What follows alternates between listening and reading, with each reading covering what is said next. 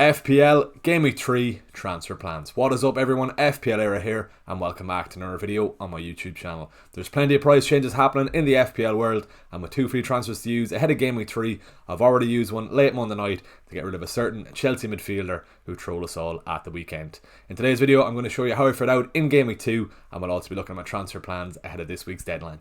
Two free transfers to use, lots to discuss, let's get into the video. So before we get into today's video, quick reminder to give the video a like, and let's hit a like goal of 70 likes on this video. So head on down there, drop the video a like, and if you are watching this and you're not subscribed, or if this is your first time coming across the channel, first off, welcome to the channel, but you know what to do by now. Head on down there, click subscribe, turn on those notifications. We're on the road to 10k subs. Hopefully we can get there before the end of the season, and with your support, we definitely can.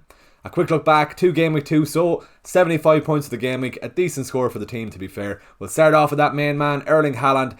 Hat-trick against Ipswich Town, 34 points from the armband, very happy with that. If you did triple captain him, 51 points, you're laughing at that. 17 points ahead of me already if you did triple captain him. With the triple captaincy, I was considered before the Ipswich game. I was expecting 2 returns from Haaland. He ended up getting the 3. I just prefer saving it for the double game week. We have a bit of work to do with the triple captaincy, but with 2 fixtures across the double game week, I think we can get close to that score, or maybe even better it. So moving on to the rest of the team, we'll start off with the good before we get to the bad. And if you've been watching my videos over the last couple of weeks, I've been absolutely raving about Emile Smith-Rowe, and thankfully he got his goal at the weekend and picked up all max bonus points for a lovely 10-point return. One thing slightly concerning though about Smith-Rowe is there's a pattern of him getting subbed off around the 60th to 70th minute. I'm expecting this to carry on over the next couple of weeks, so hopefully he can get a return before he is hauled off against Ipswich at the weekend. He does have a lovely run of fixtures over the next couple of weeks also.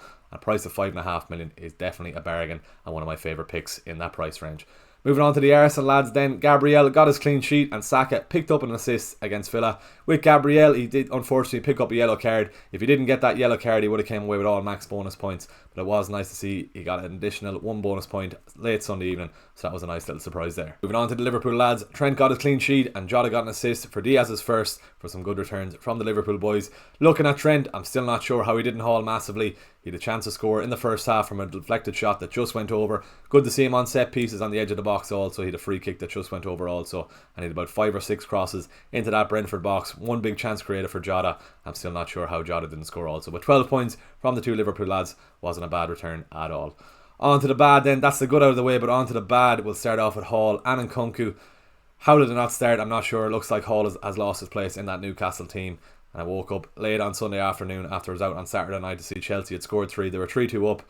I was looking forward to seeing NKUNKU return, only for him to be left on the bench, and then they made a late cameo at the end. Probably better for my own team, as a lot of other teams had João Pedro, maybe even Faisal Leicester coming into the team. So it's probably a bit relieved to see NKUNKU came on, as I only had one coming in for a 1 point or 2. Moving on to Eze and Isak, the disappointing returns once again. Isak drew a blank against Bournemouth after a very quiet game, and Eze drew another blank. To be fair to Eze, he was probably unlucky as he did smash the crossbar from what would have been a worldly goal. Very, very small margins between that perfectly good goal that was ruled out in Game Week 1 and then the crossbar in Game Week 2. Still no returns from Eze. Hopefully he can get something against a leaky Chelsea defence at the weekend, but if he doesn't, he's going to be high up on the chalking block. 75 points the week. We were in a green arrow until Salah got that goal against Brentford, so we get a small red arrow. I'm now down to 1.5 million overall. Hopefully now we're going to have to plan ahead to Game Week 3. We need to get our first green arrow of the season, so let's move on and have a look at my transfer plans with 2 free transfers in the back pocket ahead of Saturday's deadline. So looking ahead to Game Week 3, here's how my current team is shaping up with 2 free transfers to use. Looking through the squad there, and especially in the starting 11, I've got 2 main issues in Christopher NKUNKU and Lewis Hall. Starting off with Hall, at least he got that clean sheet in Game Week 1 when Newcastle were down to 10 men. But then last week against Bournemouth, very, very disappointing to see him left on the bench. So he's not guaranteed a starting spot every week. He's probably out of favour at the moment. And then when you look at my bench there, Barco gone off to Sevilla, and Johnson of Ipswich, fair enough, he got an assist against Man City, but he's not guaranteed of a start every week. So I'm probably going to be forced into defensive transfer this week.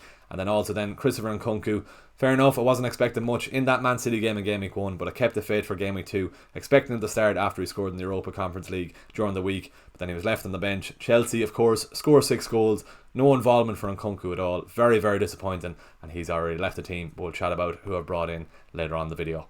Eze and Isak have been disappointed. At least Isak did get a return in the first game week. Eze has been very, very unlucky. A perfectly good goal ruled out in game week 1, and then he hit the crossbar in game week 2. So I'm not too fussed about Eze. I'm expecting some returns over the next couple of game weeks. He's ranked first for shots out of all players in the Premier League, 12 shots over the first 2 game weeks. So a return is definitely coming for Eze. And then with Isak as well, he's definitely not a priority transfer out. Newcastle have some decent fixtures over the next couple of game weeks. He had a good record against Spurs last year, so hopefully he can get a return. And he is on penalties as well, so hopefully Eze and Isak can silence the doubters and get a return this week. Right then, Eze is alright, Isak's alright, and NKUNKU and Hall are the main issues this week. Let's move on now and have a look at my transfer plans ahead of Game Week 3. So looking at my transfer plans ahead of the Game Week 3 deadline, this move on screen has already been made, it's locked in, and I've already taken out NKUNKU and brought in Rodgers of Aston Villa.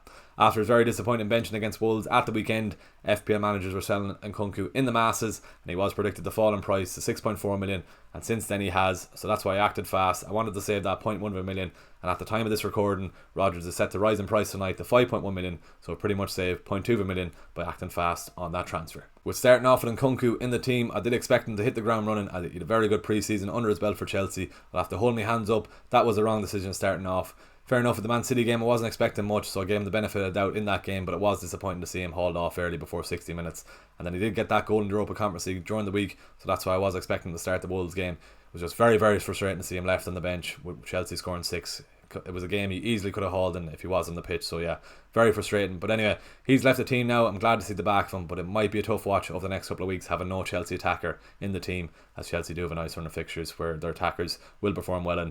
So there's just too many attackers with Chelsea then as well. So João Felix into the fray, Pedro Neto, Palmer's probably the only safe one, but I can't get to him anyway. But yeah, it's going to be a tough watch having no Chelsea attackers.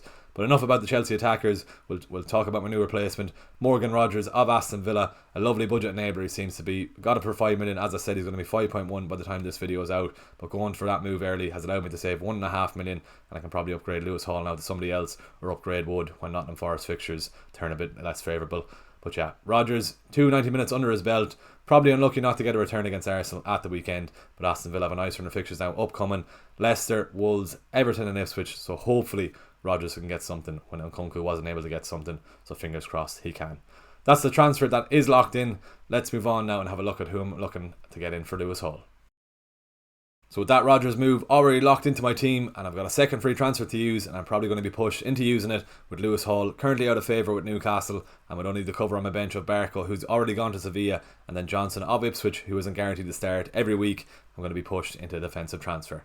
Looking at replacements for Lewis Hall, I'm looking towards Konsa with that very favourable run of fixtures for Aston Villa. Leicester, Wolves, Everton and Ipswich, as I said, over the next couple of weeks, and they scream a lot of clean sheet potential, so that's why I'm looking at bringing in Konsa. Robinson of Fulham was also another shout, but I probably just prefer Villa for clean sheets over the next couple of weeks, and that's why I'm looking towards Konsa. With Matty Cash set to be sidelined for the next month or so with a hamstring injury, Nedeljkovic of Aston Villa has now emerged as a 4 million defender in the game. If you are stuck for cash, you could move for him, but me, I am stuck for cash, so that's why I'm going for Konsa. He's probably the safer pick compared to Nedeljkovic, but I do think he will play right back, as Emery has hinted that he wants to keep Konsa at centre back. But as I said, Konsa is a safe pick for Villa.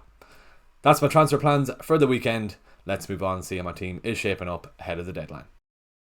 So here's how my team is currently shaping up ahead of the deadline this weekend. With Rodgers brought into the team already, I've probably given myself another bench headache this week, but Wood is left first on the bench, as I do prefer the fixtures for Rodgers and Smith Rowe this week. Please keep in mind also there's 13 Premier League teams playing in the League Cup on Tuesday and Wednesday night, so I'm going to refrain from making any transfers in case there are any injuries to my team from those games. If I do get through those games all sound, I'll be looking at the Lewis Hall replacement. As I said, Konsa is my probably top priority. Could look towards Robinson of Fulham, but I just prefer Aston Villa fixtures over the next couple of weeks. If you've made it to the end of this video, please give it a like, drop a comment below and subscribe to the channel if you haven't already. As we said earlier on in the video, let's hit a like goal of 70 likes on this video, so head on down there, drop the video a like, and if you are still watching this and you're not subscribed, you know what to do. Head on down there, click subscribe. We're on the road to 10k subs, and hopefully we can get there this season. I'll see you all later on in the week for a Game Week 3 team selection video, so thanks for watching. I'll see you then.